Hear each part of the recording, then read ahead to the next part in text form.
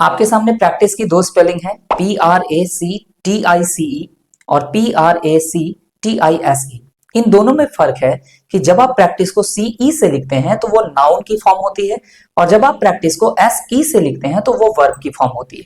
तो किसका यूज कब करना है ये जानना बेहद आसान होता है। एग्जाम्पल के तौर पे अगर मैं बोलूं यू नीड प्रैक्टिस, तो यहाँ कौन सी प्रैक्टिस सही है, नाउन वाली या वर्ब वाली? तो ये क्लियर करने के लिए आप अपने मन से वहां एक नाउन या फिर एक वर्ब रख के देखें, आपको आपका जवाब मिल जाएगा। यू नीड वाटर, क्या ऐसा कहना सही है? हाँ, ऐसा कहना बिल्कुल सही है। इसका मतलब है यू नीड प्रैक्टिस में हमें एक नाउन की आवश्यकता है, तो कौन सी प्रैक्टिस का यूज करेंगे हम लोग? CE वाली प्रैक्टिस का।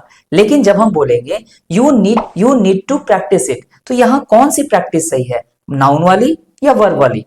तो वापस आप एक काम करके देखें कि जिस जगह पे प्रैक्टिस का इस्तेमाल करना है वहां एक नाउन या फिर एक वर्ब रख के देखें, आपको आपका जवाब मिल जाएगा।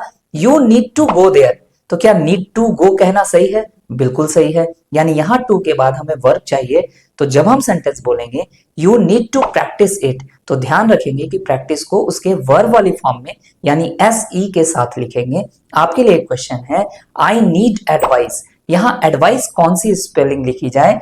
ADVICE और ADVISE। CE वाली स्पेलिंग नाउन है और SE वाली स्पेलिंग वर्ब है। कमेंट बॉक्स में अपना आंसर दें।